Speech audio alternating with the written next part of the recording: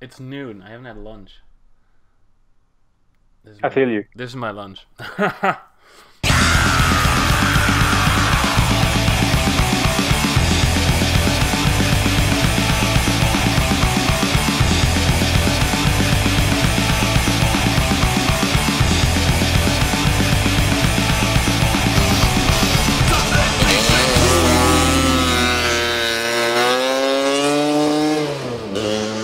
Welcome to this episode of That Scooter Thing podcast. I'm here with Tony. Tony's from South Africa.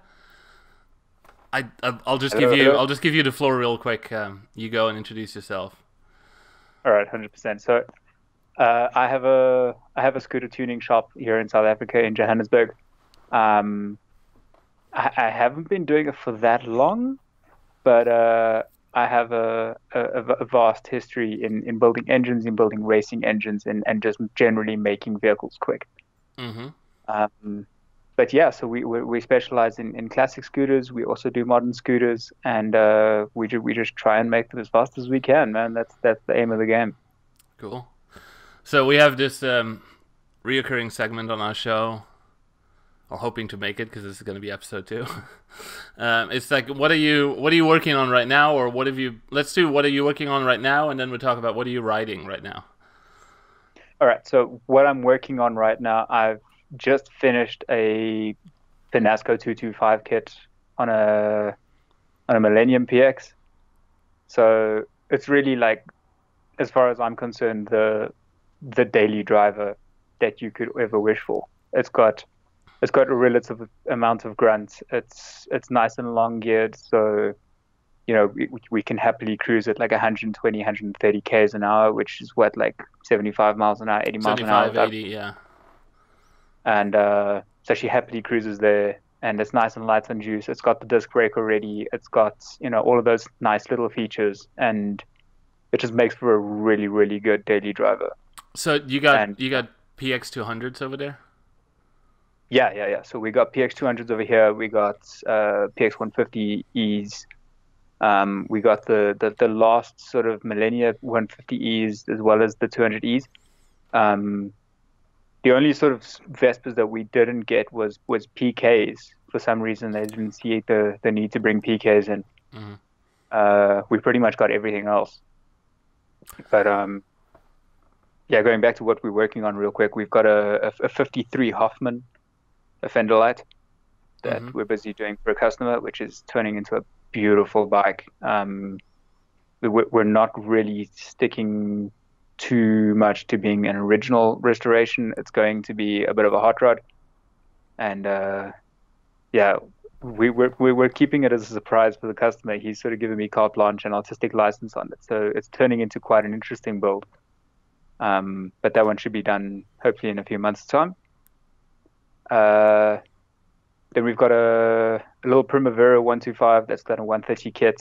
And that's just sort of to make the Primavera livable, I would say. Is that a modern or a vintage? A vintage. Okay. So she's got a 130 kit. It's got something, a small little carb. It's got a CP21 Pelini carb on it. It's got a little expansion box, DRT clutch, Mm-hmm. a couple of little extras on it, just enough to make it sort of able to keep up to a mildly modified PX, Yeah, I rode a 130 Primavera from a buddy close by, and it had close to what you were describing, and it feels like riding a large frame from the grunt of the engine. If you just add a few things to it, it feels like riding a large frame, and not a tuned large frame, but just a plain old large frame, right? So you can keep up with most stuff, and it's nice to ride. There's oddly enough, there's a lot of Primaveras out here. There's a lot of PVs. A lot of people with 50Ss as well, which is a bit strange. But there's a lot of PV 125s floating around, and a lot of people don't know what the hell to do with them because they don't ride well. They're too slow. They're just difficult to live with. And this 130 kit pretty much makes it into a PX. It just makes it into such a nice bike to live with as a daily rider. How do you think how do you think all these bikes got to South Africa? They were imported. There was a company that was importing on behalf of Vespa, as far as I know, Vespa or Piaggio wasn't in the country. They just had like a reseller here. Mm-hmm.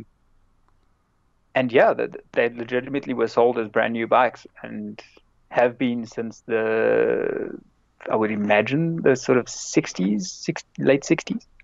Mm-hmm. Oh, cool. So yeah, it's not just vintage imports. They were not vintage back when they were sold, right? They were.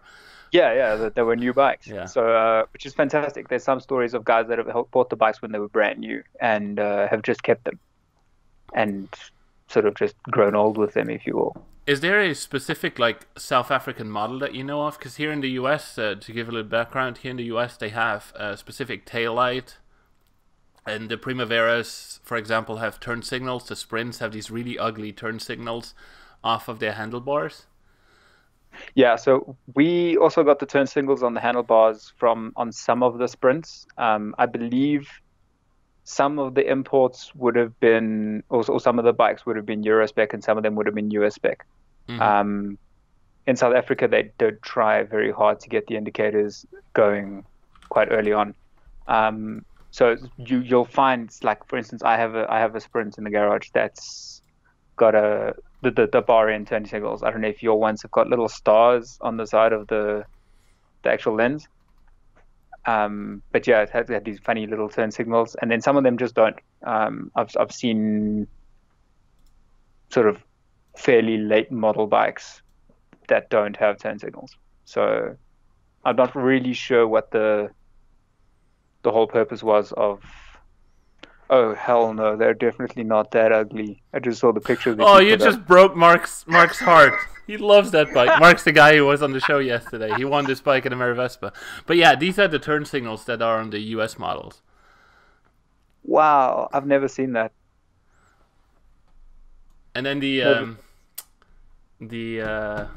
when you take them off, they have holes in the handlebars. I mean, I'm no expert but by no means an expert on vintage bikes in the US, but I think they all use the same headset throughout. Okay. Just so they could swap on, the US spec headset. They all use the same taillight. I actually got one in the basement that I want to put on my P to make it full US spec, because I think there's a certain character to it, right? To have it, because I bought the P with a Euro taillight. The person, it's not a pretty taillight, the US spec one. It's like they call it the tractor light, because it's what people put on their tractors, I suppose. But it gives the whole US thing its own character. So I was wondering if there's like a South African. Are there stickers or something that indicate? Are there stickers in Afrikaans on the bikes? No, there were. I think there are actually some labels that were in Afrikaans, which I would imagine be very much a South African speciality. Mm-hmm. But other than that, I think most of the things were Eurospec or US spec. I don't think we sort of had a spec as such. One of the biggest issues that we do have is that Joburg is at quite a high elevation. So a lot of the times the bikes come in and they're jetted incredibly wrong. We've got to rejet them because they're jetted for sea level. So that's one of the biggest issues that we have with riding over here, our climate and our altitude. Other than that, I think that's pretty much standard Eurospec Vespas. So you sit up pretty high. How high are you? Oh man, you're asking me. I actually can't even tell you. I think it's no. Let me do a Google search. Just to give it perspective, right? Because where are we sitting? I want to know where I'm sitting here in Ohio.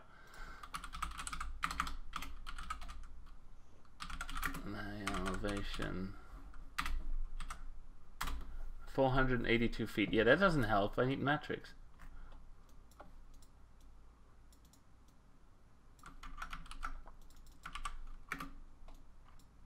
So we're sitting at 1,753 meters. Oh yeah, we're sitting at 140. Which is 5,751 feet. That's crazy. Like the tallest little hill in Luxembourg, where I'm from, was 580 meters. Yeah, no, we're sitting at 1,700, and that's pretty sort of average. I'm going to quickly actually have a look. My hometown, sorry, where the shop is 1,700 based. you said? Yeah, 1,753 meters. Oh, that is 5,700 feet for, non-metrics. Well, let's find Yeah, out. yeah. I'm just busy quickly looking because where the shop is based, we're actually in a little town called Krugersdrop. Mm-hmm. And Krugersdorp has got an even higher elevation. One of the really really highest places in Africa. Yeah, it hovers around 1,800 meters. So you're in really good shape then. Isn't that Yeah, what round is the shape. athletes do? Athletes go to high elevations to practice to get more whatever blood cell stuff going on. I think the only thing that we can say over here is we can generally drink more than most people, is because when you go down to coastal side, then you can just drink forever. Yeah, true. Yeah, I remember when I bought my P200, I rebuilt it because it needed shift across was messed up. It jumped out of second and third, so I just gave it a gearbox overhaul, put it back together, and without testing it, I went straight to the Smoky Mountains here, and I rode up a summit of a little mountain there, and I thought that was really high, but that was only 4,800 feet, which is like 1,400 meters. Yeah. And it behaved pretty badly on top, so Yeah, the jetting is tricky. We struggle quite a lot, and especially because about 600 kilometers away is our closest coastline. Mm-hmm. So it's not a whole lot of sort of lateral distance to get that vertical distance. It's actually quite crazy. Yeah, you can you build a bike for someone at the coast, and then it won't run when he goes home. No, absolutely. So we've got to sort of have different jetting in mind depending on where the bike's destined for, and hope and pray that it's jetted right for that altitude. Interesting. Yeah. I don't know. I know of one scooter shop in Denver, but I don't know how high they sit. If I talk to someone else that lives up high, I wanna see their opinion, because I know of the folks that do the Alp days, in Europe, the Vespa Alp days, where they do a couple of summits throughout a rally, an actual rally where you have to go from point to point, not. In a rally in the US means a bunch of people get together and drink beer and ride scooters. Yes. But they have every so many vertical meters they stop and rejet just to be safe. I can well imagine that. I actually have two customers that have a holiday home down at the coast in Durban, and they'll have their bikes riding up over here, and they'll be over the moon with them and all the rest of it, and then they'll just like on a whim throw them on a trailer and take them down to Durban, and then phone me up and be like, the bike's not riding well. Mm-hmm. And I'll just be like, yeah, don't ride it again, just bring it back up here. Let me reach it. Yeah. I remember we had Marcus, the guy who did 80 days around the world on a Vespa last year. He stopped by. Yes. He stopped by our place, and he was telling his Stella, the LML, was running shit after Colorado, and it was because he did the Rocky Mountains, and it was running fine then, and he came down the Rocky Mountains, and it was super lean the whole way. So I think he melted a spark plug or something. The cylinder was fine. I gotta ask him about that when he comes on. That's quite interesting. It's mountains, man. Stay away. Yeah, a lot of people don't realize that it's not the going up the mountain that kills your bike; it's the coming back down again. Yeah, I want to. One of the things I want to do here in the US with scooters is Pikes Peak. Definitely want to go up. That would be fantastic. I drove up Pikes Peak once, and my dog took a poop at 14,000 feet up there. But that's. It was winter. It was super snowy. It was sketchy to go up there with a front wheel driven car. but we made it. But I want to do it on scooters. Pikes Peak is, there's the petrol heads in South Africa know of a few different events and sort of, I suppose events is the best way to explain it, but different sort of automotive based events in America that are just huge, that everybody has on their bucket list. Pikes Peak being one of them. And there's this very common sort of bucket list among petrol heads across South Africa. Pikes Peak is there. The salt pans are there. SEMA is in it. Route 66 is in it. The Brickyard is in it. So there's a whole long list of things that all the guys in South Africa want to go and do in the States. Sadly, all this stuff is on the other side of the country for me. I really want to go on the salt flats too. You know the story? Yeah. Penasco went there with, was it white bodies with sidecars to set up a record? Oh yeah. And it was really slow. And the same Malasi went there with an automatic 50. Not a 70, but a 50. And the speed they got out of it was really slow. And the internet was like, oh, but that's really slow. Mine does, you know how kids are. Mine does 120 Ks. Yeah. And of course you will lose a lot of speed when you have tiny, tiny tires, right? And you have to cut through salt. It's a crust. It's not a road. Absolutely. One of the biggest things there is to have wide tires so that it can float across the top.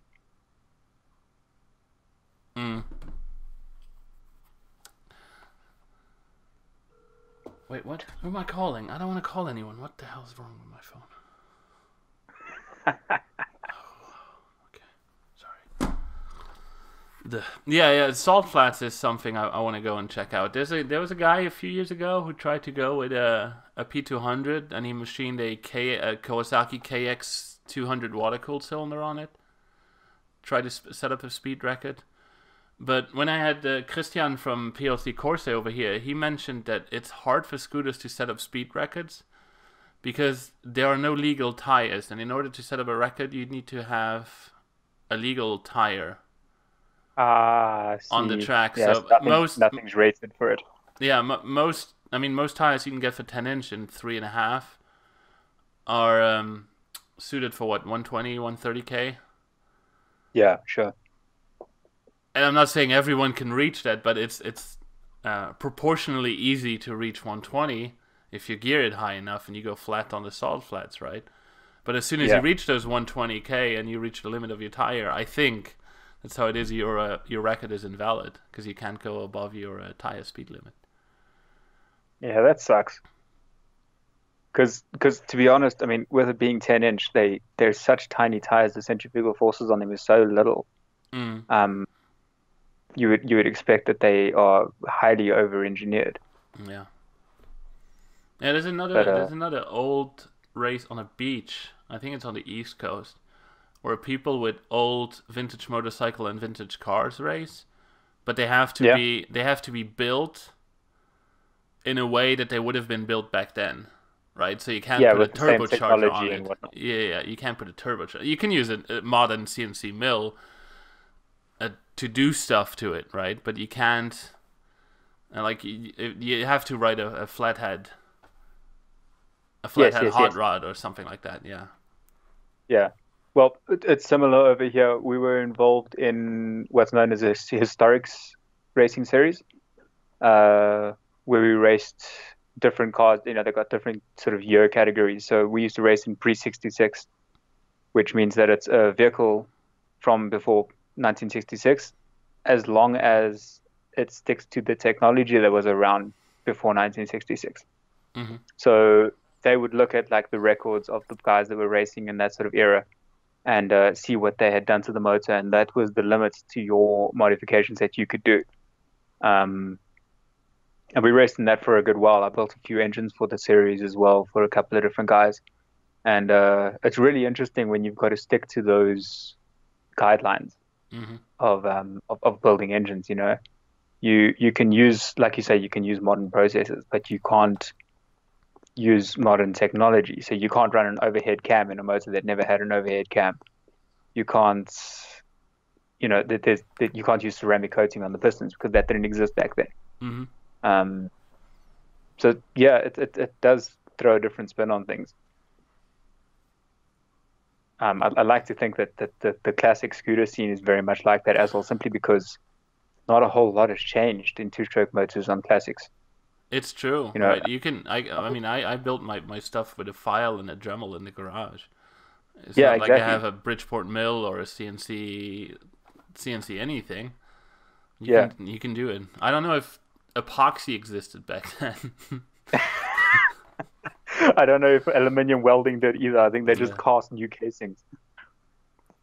So in uh, in North Carolina here in the Smoky Yeah. Mountains, there's a really cool private museum, like a museum built around a private collection of this guy who collects old American motorcycles. It's all American based. So he Okay. has like a huge collection of Harleys, Indians, and all that stuff.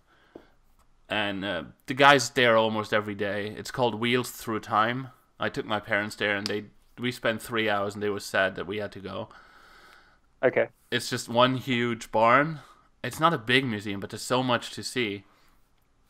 And to me, the most interesting part was they had a collection from 1910 or something from a guy who cast his own casings and cylinders. He was out from Chicago.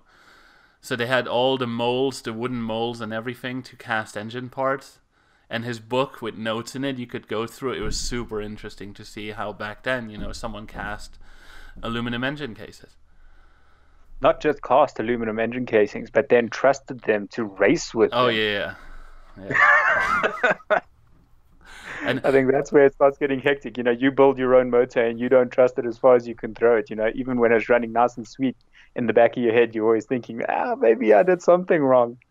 Now that's not thinking that maybe the casing is going to freaking fall apart because there's an integral hole, yeah. of air that's sort of floated around inside of the casting. The Yeah, 50s scene has had an uprising with a lot of people casting their own cylinders and engine cases now on the automatics. It's like, all right, whatever on the market's not fast enough, we're gonna make our own. So it's funny that in 2018, 2019, people are casting engine parts just like they did in 1910. I think it's really cool. I think it's quite a metaphor for the whole scene at the moment. Mm. Not only with Vespas, but I think in the whole world with pretty much anything that is a bit of a trade. People are going back to the roots and starting to do it themselves and learning and trying to figure out the trade itself.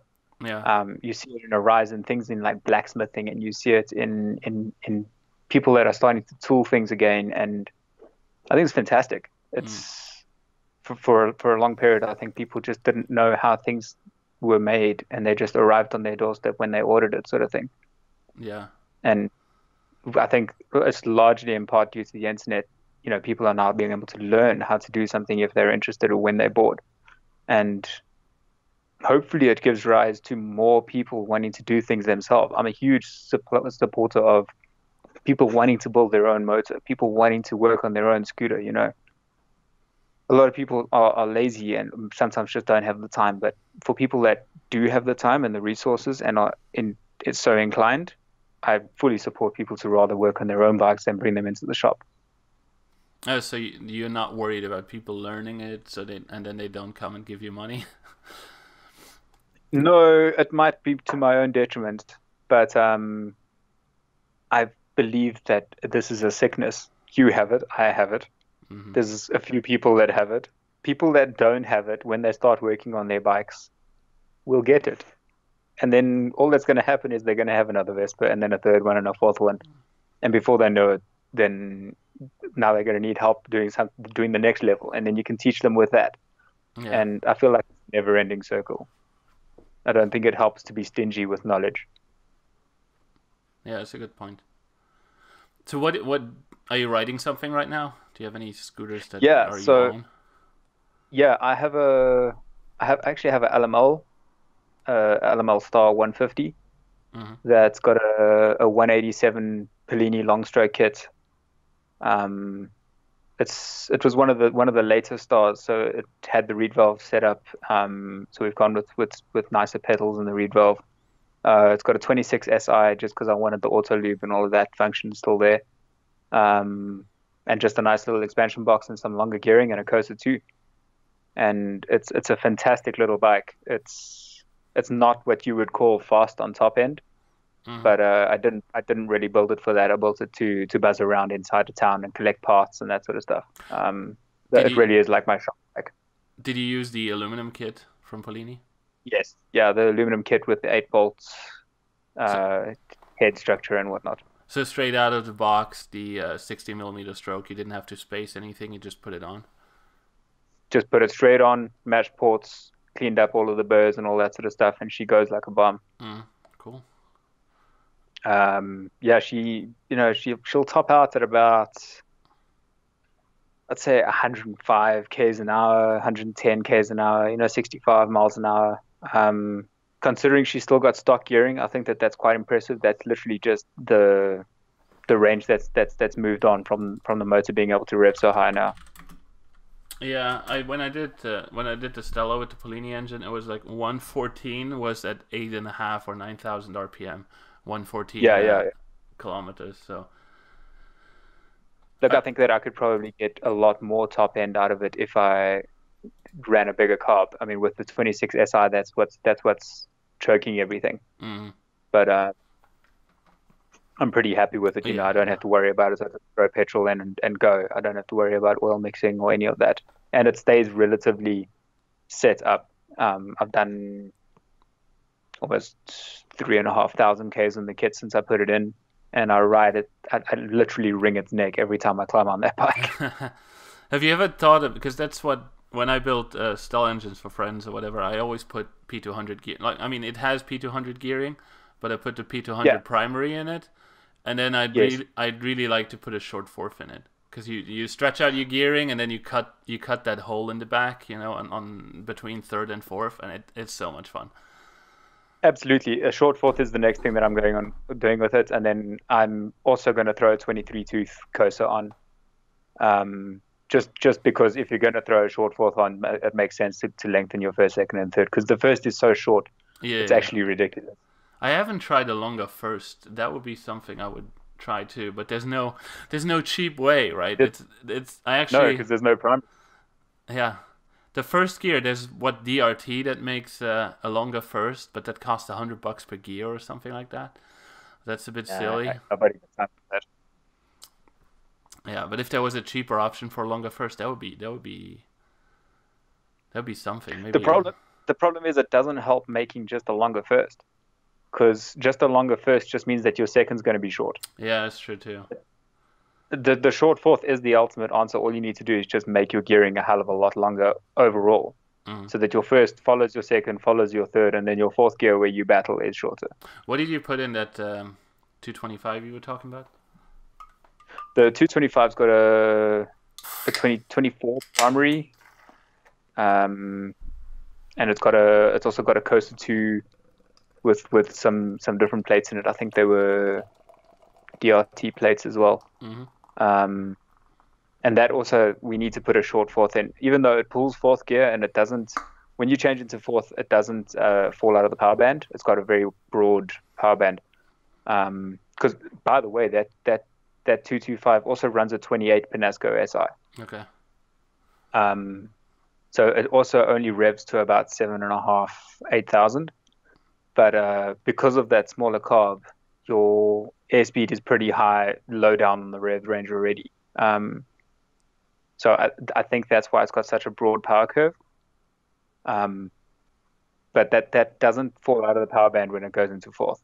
But it does lack when you get to a steep hill and you're doing like 120 k's an hour. Then she does start to get to battle. Yeah, so the 200 short fourth would be nice. The 204th is too long. It's more like an overdrive, right? You get there and then you stay there. You get there. I mean, it is. It pulls it, but it only pulls it on a flat straight. If you're on a long sort of sustained uphill and you're in fourth gear, it's not gonna pull you up the hill. Like you say, if anything, it will just sort of stay at the RPM it's at. Yeah. So how did you get into all of this? So it's actually a funny story. I built a van, a 1976 Ford Transit. Around the same time, my dad was building a van as well, which was one that he owned when he was much younger. He'd been looking for one since he had sold it, which was a 1958 Thames. So both of these vans are very similar to what you guys would refer to as an Econoline. Mm-hmm. So the 58 Thames is a very similar to your sort of cab over engine Econoline with the little round lights in the front. And then my Transit is a lot more similar to your sort of second shape Econoline with the little nose. So we bought these vans, we built them, we rebuilt them, we sort of restored them and made them into dailies and all of that. And we would go camping with them. And we found that when we were camping, you're sitting at the camping place and you've got your bed set up in the back of the van. And then all of a sudden you can't sort of move anywhere. If you need to go to the shops quickly or if you need to go grab firewood or something like that, you can't because the van's already set up. It's your whole sort of house. So we decided that we wanted something classic that could fit in the back of the van. And then whenever we get to where we're going, we could just sort of pull the bike out and shoot up to the shops and back. So my dad immediately got a Vespa because that's something that he's always wanted. And I got a little Yamaha BWS 100. And that was where it bit. That was where everything went south. And then I found another two P200s in a box, and I bought that. And then I rebuilt that, and then they were too slow. And then I made them quicker with the knowledge that I had. And then I had a friend who wanted me to work on his bike and make his bike faster. And before I knew it, I had a business. That's cool. That's a nice little success story. I mean. I don't know if you'd call it a success story, but it's a current work in progress story. Yeah. So first your scooters were like just camping getters, and then you kind of. That was exactly it. It was literally just so that we could shoot up to the shops and get beer or get meat or get firewood, and then come back and carry on fishing, Mm-hmm. And then we started taking more of those trips because they were a lot more fun than fishing. It's interesting that you said you had a Biwis 100 because the 100 in Europe was not sold that much, but apparently it was sold, or the US tried to sell it for a while. They tried to sell it. Yamaha tried to sell it as a 50, but that didn't go well. Yeah, so as far as I know, in the States, it's just known as a Zuma, Yeah. or as a Yeah. as a 50, and very much the same in Europe as well. The 100 didn't really do well. I don't know if it was a tax thing or if it was or why the 100 didn't do well there, but we only got the BWS 100. We got a few BWS 50s as well, but they really were uncommon. How's your license? I think that's where it's coming from. Because take Europe, for example, you got 50s because you can get the license in certain countries at 14, or in Luxembourg it was 16. And you can only ride at limited speed, but all the bikes are restricted, so you de-restrict them, you're a stupid teenager, and you have fun until 18, where you can get your motorcycle and car license. Here in the US, you can get your license and ride. You can ride an R1 if you want at the age of 16, right? So there's no restrictions. That's why I think the 50 scene was never really that developed. And that's also, I think, the reason why there's no 125s, because 125 was always the step up, was the expensive license you could get as 16. So back home, Okay, I understand. you could get a 125 if you paid like $1,000 and got an actual driver's license, not just a written test and go. So how's the license in South Africa? Maybe that explains also why there weren't many Primaveras and stuff. Well, I think that does explain it, because we've got. I'll have to double check, but as far as I know, the learner's license that you can get at 16. I think you can get that at 16, and a learner's license can take you all the way up to a 250cc motorbike. Mm-hmm. And then when you turn 18, then you're eligible for whatever license or whatever car license you want to get. And then that can open up to whatever size bike you want. So that really does explain it, because we can go all the way up to 250cc at the age of 16. So I think that explains why the 50cc market died off. And I know that it used to be a huge market in South Africa as well. I think it also changed with the licensing. But the BWS 50s really aren't popular here. But BWS 100s are everywhere. We got BWS 100s and we've got PGOs. And the BWSs and the PGOs dominate the two-stroke auto market here. Interesting. Then we've got a bunch of the Chinese scoots, the little GY6, GY7 ripoffs. Yeah. And the modifying scene on that side of things is not very large. I know you guys, there's a whole market out in the States for like ruckuses and that sort of thing. But we really don't have much of a market for that here. Yeah. But then I think the next step up from a B-Wiz or a PGO is going onto a classic Vespa, or moving on to a modern Vespa. The modern Vespas there's a huge following for modern Vespas over here, but they're very much, again, like you guys had on the previous podcast, it's very much that thing of the guy who wants to sit and tinker in his garage has a classic, and the guy that wants to just get on it and ride every single day of his life has a modern bike. Yeah. So are there more 250s, GTSs than 300s because of the license? No, not at all. I think that because they came into our country so damn expensive, that they were always seen as a bike that you couldn't afford until you got to a certain age. It also sort of really creates a certain demographic of bikes, of riders for modern bikes. So the 250s, the 300s, it was just kind of like when the 250s were available as new bikes, people bought them. When the 300s came out, people just bought that because it was the next one. They were very much just, they were seen as luxuries. And most people sort of saw them as expenses that they just couldn't afford. Yeah, but I like the moderns. I mean, there's a very, very big appeal to having a modern Vespa, but you're right, they're pretty darn expensive. Like I think a 300 goes for over $7,000 over here. That's big. That's big money. Is that new or secondhand? New. Let me find out. Let me not talk smack here. Vespa GTS 300. Let's find out what the retail price is.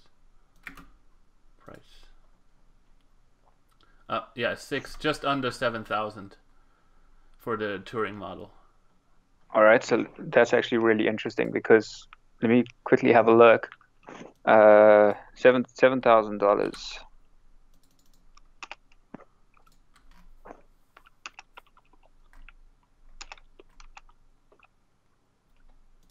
So that works out to about 100,000 rand. And we sell our 300s currently for about 135 to 140,000 rand. Wow. Okay. So they're a fair bit more expensive than what you guys sell them on that side, but they also have a niche market over here. Especially down in Cape Town and on the coastal side of the coastal cities and that sort of thing. They're very trendy, very hipster. But then there's another side of them, of people that use them to cover distance. South Africa's got a lot of open roads and long spaces between towns and between cities. So if you want to travel from this city to the next city, you're looking at like 100 kilometers, 200 kilometers very easily. And classics battle to reach to sort of do that mileage on one tank. I get nervous when I pin mine for 30 seconds. I'm like, all right, I'll take it down a little bit. Calm down. Yeah. So the guys that like to do the longer rides and that sort of thing always buy a classic. So that's the market that the classics feed. Having said that, we've got a group very close to the shop over here that does massive mileage on classic scoots. They do these long ass rides and they ride for like 7-8 days and they'll cover 1,400 1,500 Ks.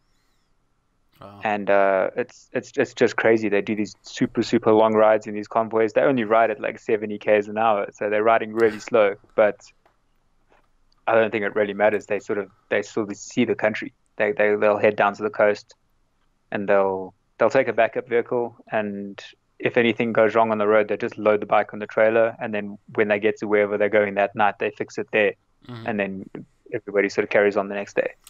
That segues me into the next question I have. Like, what does the scooter scene over there look like? The scooter scene over here is sparse, Okay. to put it plainly. It used to be huge. There was a scooter racing scene a while back, um, which got pretty big very quickly. It was very much like parking lot races, and they would set up these little vert ramps in between, and it turned into like a supermoto scooter racing scene. It was amazing. Hold on. Like jumps and stuff? Yeah, yeah, not That's, huge jumps, like small little jumps in between, but it was amazing. that sounds amazing because And I only know the two. You have drag racing. The Europeans yeah, really like their drag racing, or you yeah, have car track racing, which is also taken super seriously. But then if you yeah. put No, this jumps in was between, oh yeah. this was literally Supermoto in a parking lot, and they would set it up on the Saturday, and everybody would rock up Saturday evening and do time trials, and then Sunday they would race, and then everybody would just set it down and would go back to being a general sort of mall parking lot. It was fantastic, and I don't really know why it died, but it died off pretty sharply. I think that there was a massive loss in sponsorship for the series. Mm-hmm. Um, and then after that, it went really quiet for a good couple of years, and it's only been recently that there's been a resurgence of a couple of guys buying a Vespa and this and that. And I think for a very long period, people didn't know that you could make Vespas quicker. It just wasn't known in South Africa. Like people just bought them, and that was what it was, and that was how you lived with it. Mm-hmm. And the modification of Vespas has thrown a new twist on it, and there's a lot of people sinking their teeth into it now, and it's becoming a really fun, exciting market. Everybody wants to have the fastest bike, all of a sudden, because it's a new toy, everybody wants to be the top dog. Um, and that's a lot of fun. That's the sort of scene that we're in, and we're very much involved with, because we'll have a customer come and he'll go, this bike needs to be faster than any of the other customers' bikes, and you just go, yeah, look, I'll do my best. But people are throwing money at it because it's fun, Mm-hmm. because you can get 10-15 bikes riding on a Sunday going to breakfast, not riding far, just doing 20 k's down the road, and they're racing each other there. And then they get there, they sit, they have coffee, they all bitch and moan about how my bike was faster than your bike, and then they ride back home again and then carry on with their weekend. And it's nice, it's short, it's quick, it's the two-stroke life which we all love. And it's definitely a expanding scene that's growing day by day. But I don't know how big it will get, because it's not. Can I say it's only viable from a toy side of things? They're not viable as commuters in South Africa.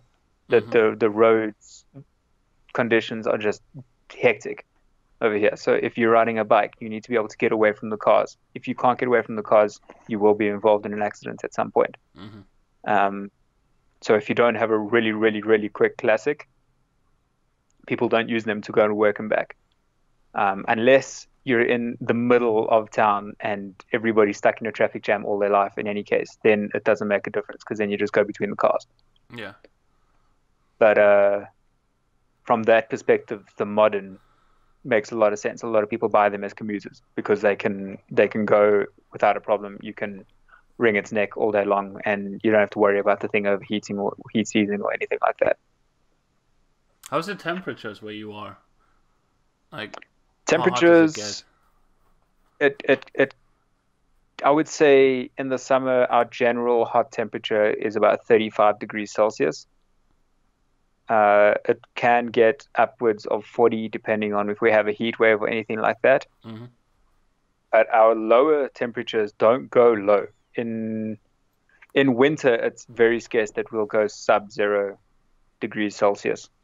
So you have, for So you we've got, it's summer right now.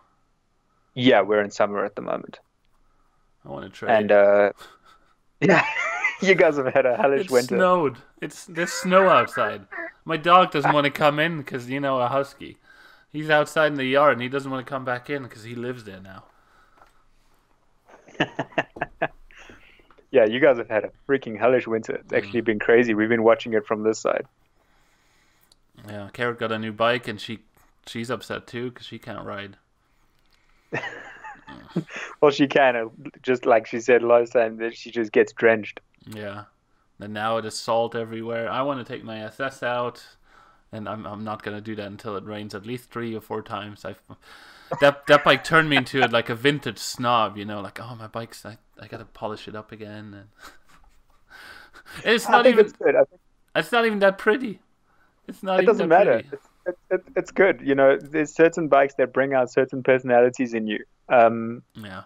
I've got exactly the same thing. I've got a Sprint Veloce that I picked up from a guy who bought it from the original owner, and the guy was going to always restore it, and he never got around to it. So when I got it, it still had its original paint. It's got its original everything. The bike is fantastic, and I got it from the guy thinking I'm going to have to do a whole lot of work on it to get it sorted out and everything. And I came home and I changed the plug and I changed the oil, and I kicked it and it started, and I went and I did a 65-kilometer ride and brought it back, and I was like, this thing is fantastic. I'm not touching it. And literally I do exactly the same thing. I polish it up and I clean it and all the rest of it. I had to rebuild the engine. The only thing I did was put a Vespatronic ignition on it because I don't do points. I hate points, and points will disappoint you at the worst moment of your life on the side of the road. So I'm not doing that. But absolutely. other than that, my Sprint has a feeler gauge and a flat screwdriver in the side panel. I did the glove box. I need to repaint the glove box. I'm so upset because the whole bike has been repainted. It was cleaned up. Whoever did it did a good job. Got rid of all the rust, but the paint is flaking off. It's not a good paint job. Okay. So I'm not gonna touch the paint. I just buffed it up, but I bought a new cowl because it needed a new side cowl, and the glove box was broken. The hinge on the glove box was broken. So we re-welded that hinge, and some of the paint came off. So I started sanding it down to repaint it, and I found that the original red paint was underneath, but I already had sanded off half of the glove box, and I was so upset because I could have just uncovered it. Even if there was a bit of metal, it would have looked really nice and the whole patina look and whatever. Nostalgic, yeah. Yeah, but it was too late. Oh well. Yeah, then I've got that other Sprint. The black one, yeah. Guys... We had it on our April Fools last year. Yeah, on your Bodge video. And that now has that really old 177 VIT kit that I told you about last year. Yeah. It's got that valve intake transfer, very similar to the 225 that you're building at the moment, or that you built previously for the Silverback. Yeah. And it's got that downdraft with the reeds and all that sort of stuff. So I've got this whole setup inside of that Sprint now, simply because I pulled the motor out to strip it, and it was full of water, and everything was just a mess and rust and the stuff up.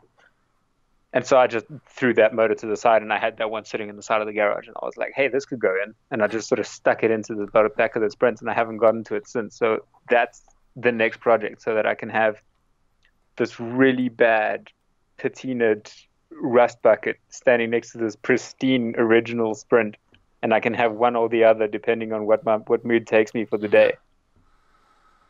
Yeah, but I think that explains a lot too in the US, because you have the two kinds of scooter people: the ones that do paint and the ones that do engines.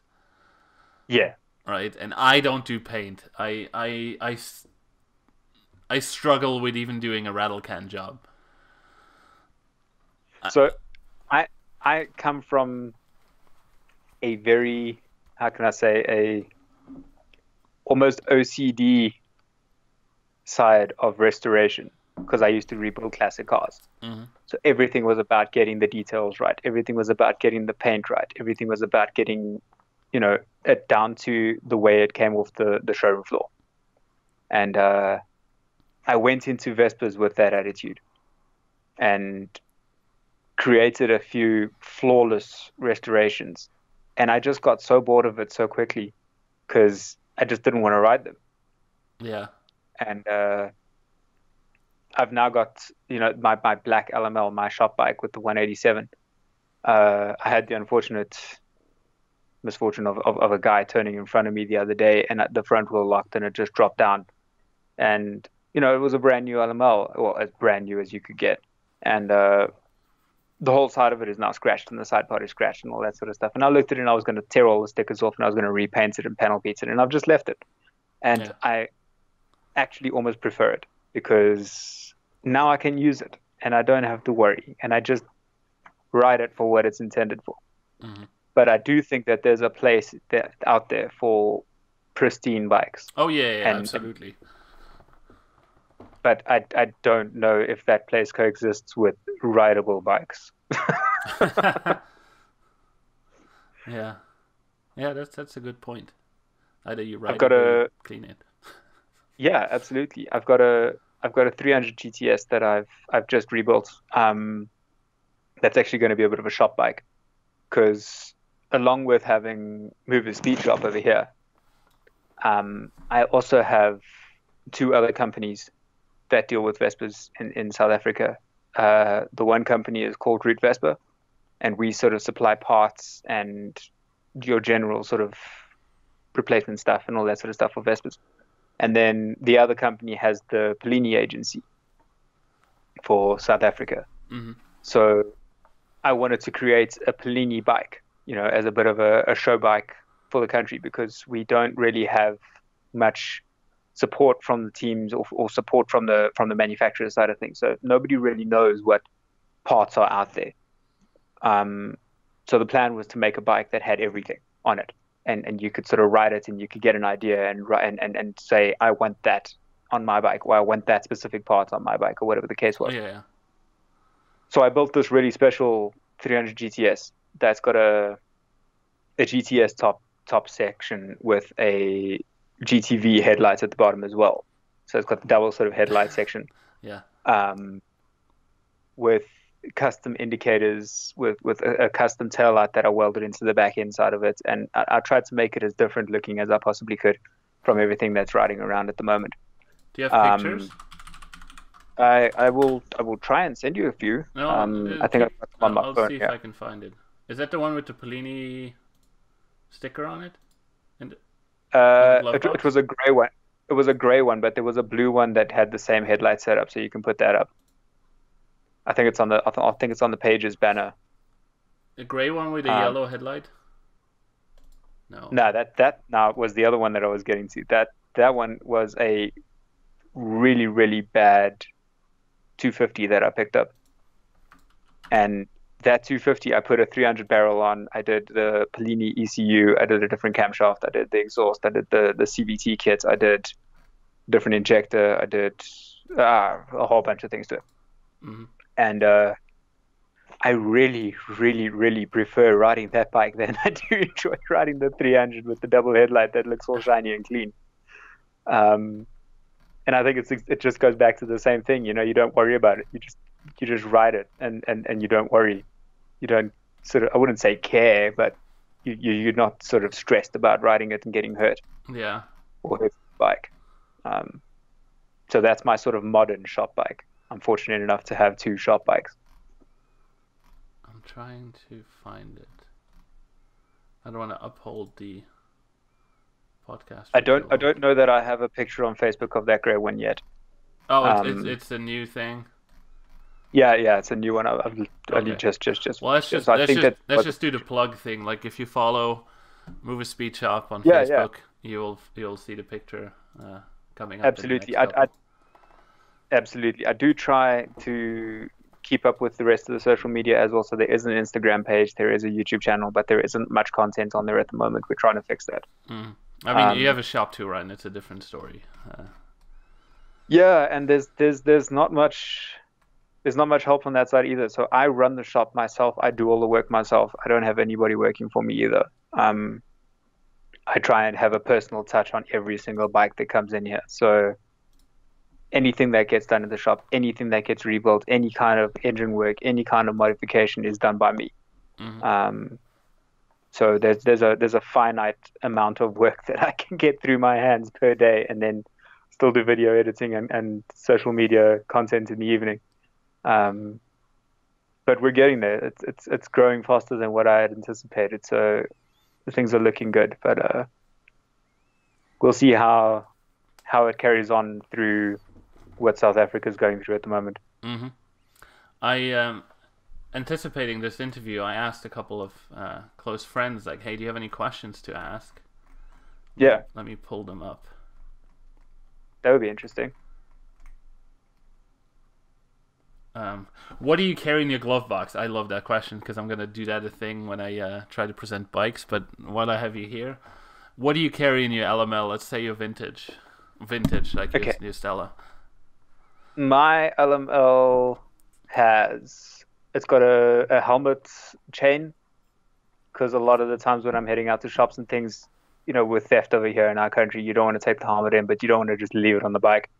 So I've got a helmet chain. I've got about 3 million bungee cords, because I'm permanently carrying stuff that I really shouldn't be carrying on a Vespa, and I have to tie it down somewhere. I have a old dirty rag, as per everyone. I have a various amounts of tools. I've got a fairly large toolbox that I've sort of created in the LML.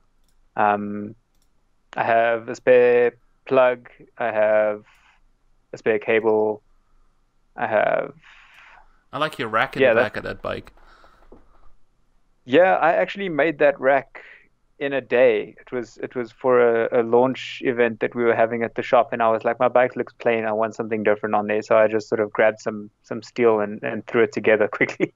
What can you carry on it, like, specifically? Not a whole lot, because it's a bit small. Okay. It looks good. I've since replaced that rack with a big box. Well, not a big box, but a sort of fairly large box that my helmet can fit into. But it's more sort of, if I need to go and get petrol for the shop, so I've got a 25-liter drum that fits into that box at the back, and then the bike just wants to wheelie everywhere I ride. Yeah. So yeah, that's pretty much all that's in my glove box. I don't think that there's a whole lot more. I try and keep some space open so that if I have to throw more things in there, I can. All right, cool. The other question was, hold on. Shit, my cursor disappeared. What's the rally scene like? We talked about this already. But is there a scooter beer in South Africa?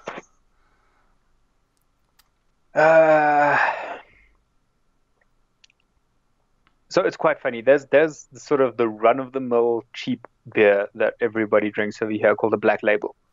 Black Label, it's called a Carling Black Label. Carling.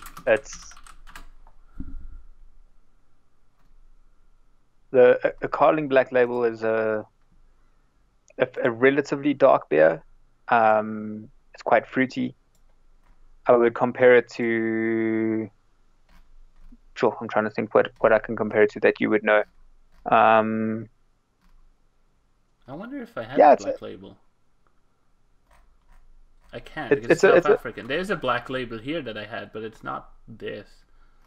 I know Carling from rugby. Yeah.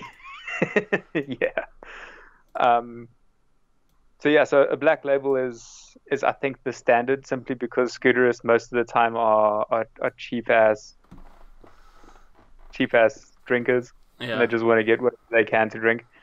The only other beer that I would put next to that, in terms of everybody loves it up here, is it's actually a bit of a craft beer called a Gilroy's. It's spelled Gilroys. Gilroy's beer. Yeah, and that's actually a very good mate of mine, is the chief brewer at Gilroy's. They've got what they call a Sirius, which is a dark ale. They've got traditional and all that sort of stuff as well, but everybody loves the Sirius. The Sirius was 8.8% and was just an amazing tasting beer. And it's sort of the cream of the crop. If anybody's looking for something really good to be drinking while they're out on a ride, then a Gilroy's is it. I think I found it. Is that it? That looks like it could be. It says I'm Gilroy battling to Series. see. Yeah, Gilroy Series. Yeah, that's it. That's it. Cool. Yeah, That's a fantastic.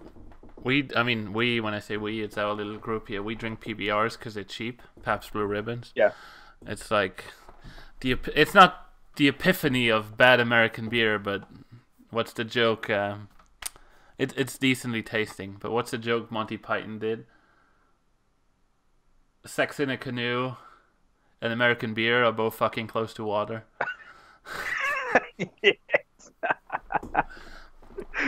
Well, this is it. We like how strong beer, and I see that you have the same taste, considering you're drinking a Guinness. Oh no, I'm drinking the draft Guinness, the 4 point something, not the export.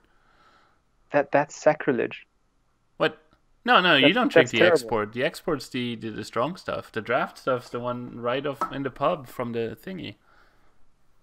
Yeah, no, we drink the draft. Yeah, we drink the draft. Yeah. The draft is great, but the Guinness in the can with the little widgets inside of it and all that sort of stuff has become that's it. Has become staple as, like, if you're looking for something that's relatively decent and you're just out at an average pub. It's funny how the beer to have. Vespa has spread throughout the world, and Guinness has spread around the world too. It's this export of a subculture that happens with the product. It's amazing because often you'll find that it's followed by the same people. They also listen to punk rock and dress a certain way. We're all kind of the same kind of people. But we were talking about it a little bit earlier. It is unbelievable how we're all around the world. We're all in all these different weird places. I mean, even us out here at the southern tip of Africa. And these Vespas have found us, and we found the same love for tweaking them and modifying and getting to that 7,000 RPM line and that feeling and that emotion that surrounds it. And it's just so fantastic that there's this huge group of us spread out all over the world. I suppose it goes the same with most things, but the Vespa certainly feels special. Yeah, the internet provides a platform for us to get together. But yeah, like I said earlier, it's funny that a European guy in the US talks about the US scooter scene with a guy from South Africa who wrenches on the same kind of stuff. Yeah. Yeah, and the worst part is I was at some point from Madeira. That's sort of where the lineage traces back to, because, I suppose if I wasn't, I wouldn't have this color skin in Africa. Yeah. So if you were to come to the US, what would you like to experience? And I don't talk about like the American experience in total, but in terms of scooters, what would you love to do? Man, if I could choose one thing to do in the States, it would be to fly over there, land New York City side, buy myself a modern bike, a modern Vespa, and literally just sort of find myself a tent and cruise across to Miami side. That would be my dream, is to just right across the entire country, camping as far as I can and just experience the culture. I've done something vaguely similar in South Africa where we circumnavigated the whole of South Africa. We did about 13,500 Ks in 3 weeks, camping wherever we could. And it's just so fantastic. You get such a different idea of the culture and of the places and of the people. That would be a dream for me, is to go across the States. Let me talk to some people. Would you do it on a Kimco instead? Hey, I wouldn't mind. A Kimco can work. I don't really mind which way we go about it. I'm thinking it would be a hilarious trip if the two of us would do it on a Kimco Spade. That small 5-speed motorcycle. Yeah, I saw the review that you did the other day of it. Yeah. I'm quite keen on it. Yeah, that would be ultimate for me. And I think if I would come to South Africa, I would want to do the same. I want to ride, see as much as possible. right? Yeah, absolutely. I mean, we're fairly blessed to have a wide variety of country in a very small space. So we've got a lot of mountainous, we've got a lot of flat, we've got a lot of desert, we've got a lot of sort of rainforest, we've got a lot of mountains. It's pretty much all over. But like you said, you've got to see it all. And pet hyenas, right? Yeah, look, we can try. You can pet a hyena. No, I meant like having a pet hyena. It's like every time you watch a video in South Africa, you see some guy with a pet hyena somewhere. Yeah, no, I don't think that's South Africa. I think that's more north. But yeah, heading down to Cape Town, we could maybe go pet a penguin if you'd like.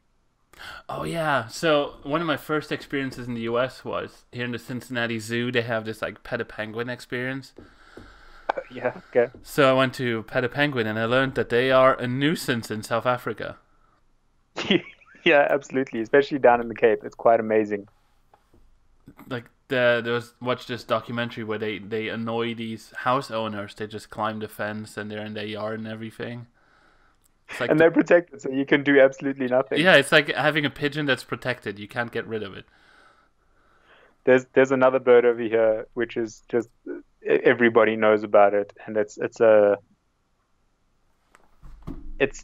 really annoying loud bird. It's called a hardy-daw. A hardy-daw?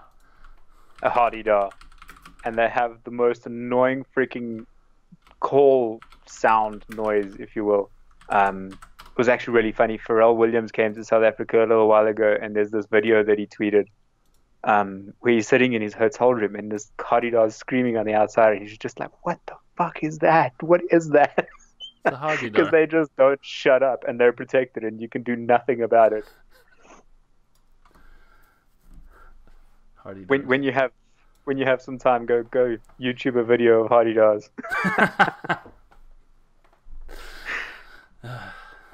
but yeah, there's quite a lot of culture to experience here. Yeah, I'd love to do South Africa. I'm hoping to do Vespa World in Bali next year. Okay. 2020. That'd be a cool trip to do. Without a bike, I'm not going to ship a bike over there, but I'll have to figure something out on the spot. But it's Bali. Yeah. It's an island. Yeah. We'll figure it out. Yeah, I'm sure there'll be a Vespa there. Somebody will loan you. Yeah. Yeah, well, thank you for coming on. This was awesome. This is the end of the podcast. We've been going for over an hour. I want to give you, this is the end of the podcast, I want to give you a little platform you can plug whatever you want. So, time to sell yourself. Yeah, fantastic. Thanks, man. First of all, I just want to say thanks to you for allowing us on the channel. We've been growing for about 3.5 years here in South Africa. The scooter scene has shown it. There's a lot of modified bikes running around and all that sort of thing. So if you guys are keen for making your scooter quicker, or if you know of somebody who's interested in something like that, hit us up, man. If you're looking for parts, then just go on to rootevespa.co.za, and that's an online shop. The shipping is very cheap. You're welcome to just go and have a look at what we have up there. We've got loads and loads and loads of aftermarket accessories and replacement parts. And then if you're interested in something a little bit more performance-y, but you want to do it yourself, go on to pelinisa.co.za, and you can have a look at all of the range that Pelini has for all the Vespas. And there's a little pop-up of us owning the company. What's the other one? You said Pelini? pelinisa.co.za. Please don't be porn. You'll see when it pops up. They're very much built by the same people. But yeah, these are our online shops. We try and keep as much in stock as possible.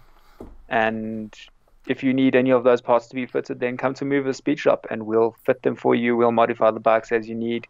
We try and make it a one-stop shop so you can get anything you need for your Vespas. Sweet. Well, thank you so much. Thank you for coming on. I love bringing people together, and this is awesome.